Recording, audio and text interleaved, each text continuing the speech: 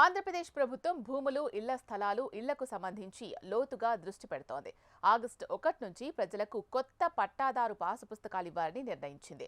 Survey పూర్తయిన భూ యజమానులకు కొత్త పట్టాదారు పాసు పుస్తకాల్ని ఆగస్టు నాటికి ఇవ్వండి అని సీఎం చంద్రబాబు రెవెన్యూ అధికారులను ఆదేశించారు. తొలి విడతగా 21.86 లక్షల మందికి ముద్రణ పూర్తి చేసి పట్టాదారు పాసు పుస్తకాలు ఇవ్వాలని తెలియజేశారు. అందువల్ల ప్రజలు ఈ కొత్త పాస్ పుస్తకాలు తీసుకునేందుకు రెడీ అవ్వాలి. ఈ కొత్త పాస్ పుస్తకాలు టెక్నాలజీతో ఉంటాయి. ప్రతి పట్టా పాస్ దారు పుస్తకంపై క్యూఆర్ కోడ్ ఉంటుంది.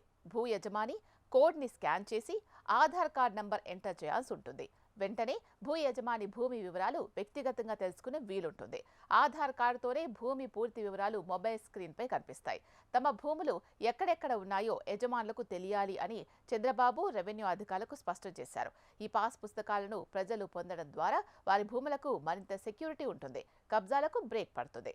అక్టోబర్ నాటికి ఫ్రీ హోల్డ్ అంశానికి పూర్తి పరిష్కారం చూపాలని, అవసరమైన అన్ని చర్యలు తీసుకోవాలని అధికారులకు సీఎం ఆదేశాలు జారీ చేశారు. ఇక్కడ ఫ్రీ హోల్డ్ అంటే ఒక ఆస్తికి సంబంధించి పూర్తి యాజమాన్య హక్కు అనుకోవాలి. అంటే ఇక్కడ యజమానికి భూమి, దానిపై ఉన్న నిర్మాణాలపై కూడా కంట్రోల్ లేని హక్కులు ఉంటాయి. లీజ్ హోల్డ్తో పోలిస్తే ఫ్రీ హోల్డ్కి సమయ పరిమితి ఉండదు. యజమాని ఆస్తిని శాశ్వతంగా సొంతం చేసుకోవచ్చు, దాన్ని అమ్ముకోవచ్చు, సవరించవచ్చు.